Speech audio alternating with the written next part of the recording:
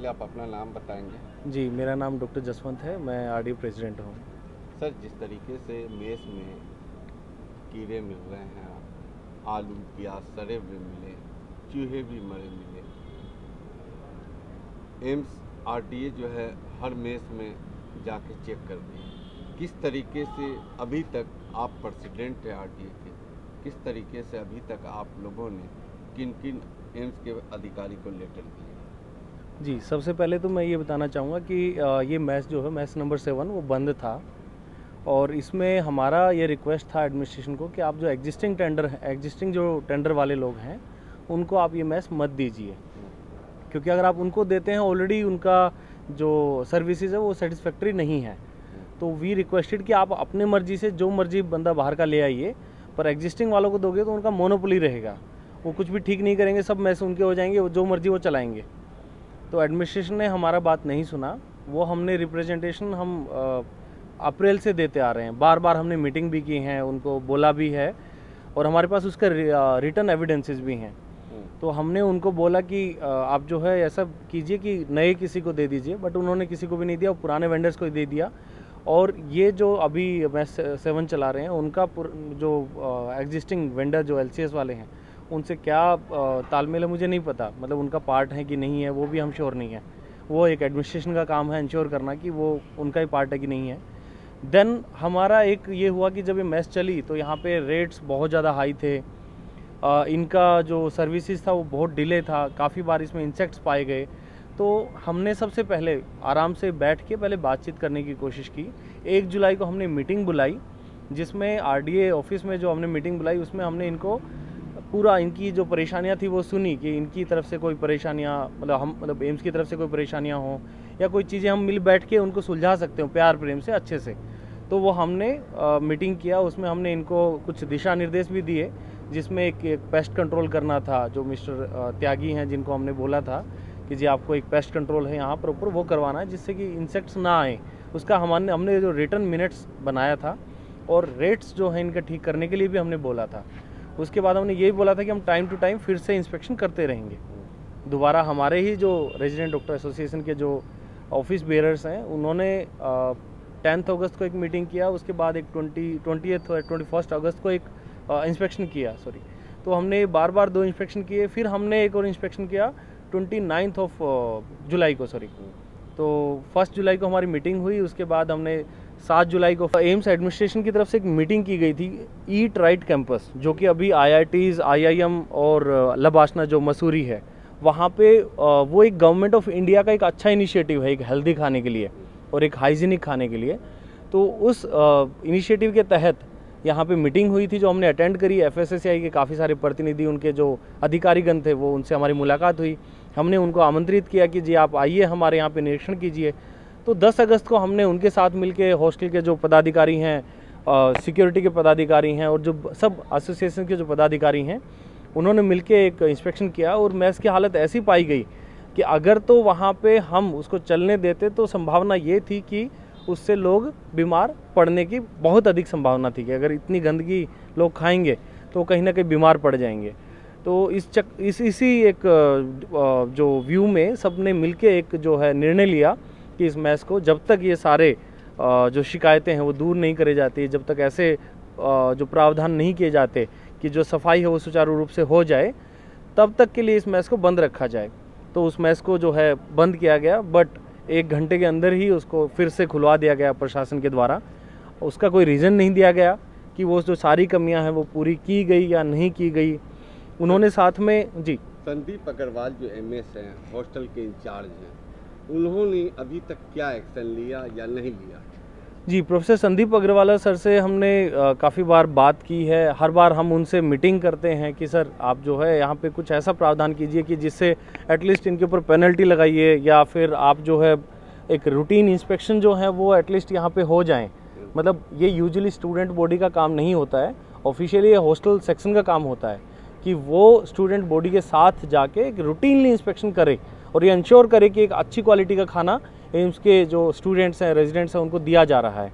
लेकिन ये फॉलो नहीं हो रहा काफ़ी टाइम से। साथ में हमने सर से ये रिक्वेस्ट की थी कि सर आप एटलीस्ट जो वेंडर है कोई दूसरा वेंडर ले आइए ताकि एक ही मोनोपोली ना चले। पर वो हमारी जो बात है उसको अनसुना कर दिया गया, कोई रूल बताया गया उसका मुझे अभी तक कहीं रूल का कॉपी नहीं मिला है कि एग्जिस्टिंग वेंडर को ही नया मैच दिया जाएगा, ऐसा कहीं रूल हमने देखा नहीं है। तो बड़ा ही एक जो है ना दुर्भाग्यपूर्ण ये चीज़ें रही हैं कि जो यहाँ के जो रेजिडेंट हैं वो दिन रात मिल के जो है मरीजों की सेवा करते हैं, दिन रात मिल के जो काम करते हैं, बट स्टिल जब उनके खाने की बात आती है तो उनका एक सड़ा हुआ गंदा क्वालिटी का खाना जो है उनको मजबूरन एक खाना पड़ता है, या कई बार उनको पता होता है तो वो फिर बाहर से मंगवाते हैं, उसमें उनको वेट करना पड़ता है, पैसा ज़्यादा खर्च करना पड़ता है, या कई बार स्पाइसी फूड होता है तो फिर से उनको जो है डाइजेशन का या गैस्ट्रिक इशू। मैं डॉक्टर दिनेश गोरा। क्या कहेंगे सर, जिस तरीके से आप लोग आज भी कई मेस में रेड किए हैं और क्या खामियां मिले बताएं। एक्चुअली ये पिछले 2 साल से ये सारे इश्यूज बहुत ज़्यादा आने लगे हैं जब से टेंडर चेंज हुए हैं। अभी जिसको टेंडर चेंज करके दिया गया है LCS ग्रुप, उसी के पास मैक्सिमम मैस का टेंडर है। तो ऐसी स्थिति में जब भी मैस का इंस्पेक्शन किया गया, कमियां बताई गई, वो सुधार करने के बावजूद सुधार नहीं किया गया, अपितु सेम ही स्थिति चलती रही। रेजिडेंट्स की तरफ से बार बार कंप्लेंट आती रही, RDA एसोसिएशन ने भी एडमिनिस्ट्रेशन को बार बार लिखते रहे, लेकिन कभी भी उस पर निष्कर्ष पहुंचा नहीं। किसी भी कमेटी में उस कंप्लेंट्स को कंसीडर ही नहीं किया गया। ऐसा लगता है कि कंप्लेंट कोई सुन के उसका सोल्व करना ही नहीं चाहते।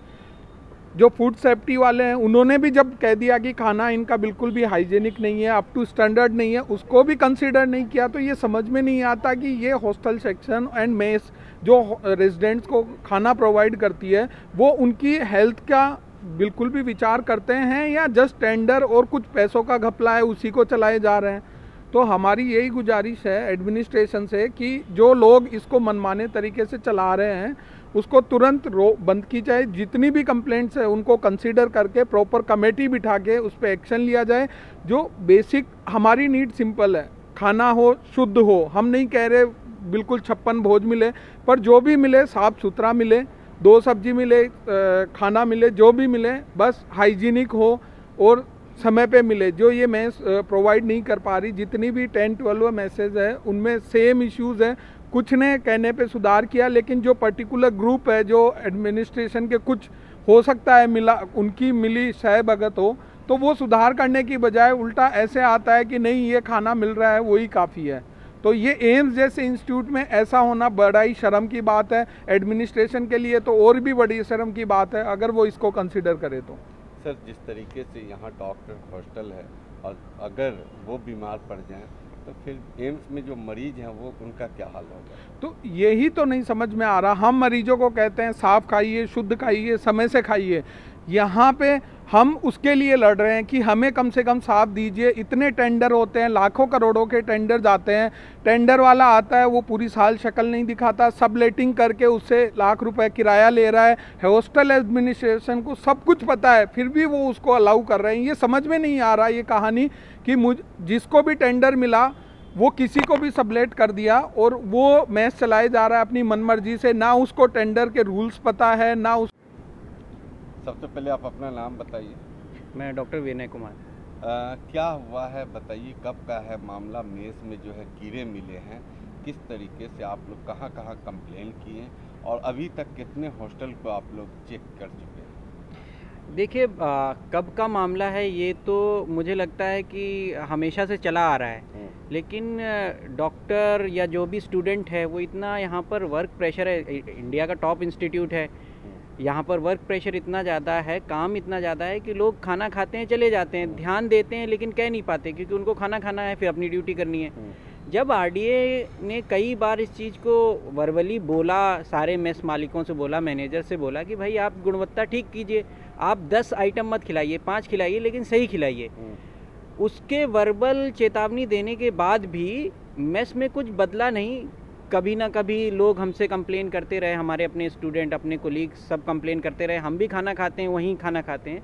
लेकिन एक दिन जब लगा कि जब एक मेस में थाली में एक कीड़ा निकल आया और दूसरे के मकड़ी निकल आई, जब वो मेस मैनेजर से उसने पूछा तो वो थाली छीन ली उसने और खाना फेंक दिया और दूसरी थाली दे दी।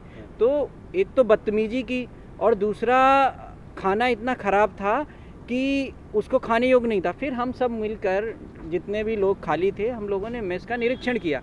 जब मेस का निरीक्षण किया तो आपको मैं फ़ोटो शेयर करूंगा, अभी वीडियो शेयर करूंगा, आप उसको देख भी नहीं पाएंगे, खाना तो दूर रहा। इतना गंदा खाना है, आलू सड़ रहे हैं, प्याज बदबू मार रही है। जो हॉस्टल एरिया में एक मेस का एक एरिया एम्स देता है, एम्स प्रशासन, वहाँ पर फ्रीजर रखा हुआ है, फूड प्रोसेसिंग जितनी भी चीज़ें हैं वो एक अलग कमरा है, वहाँ पे मक्खियाँ भिनभिना रही हैं।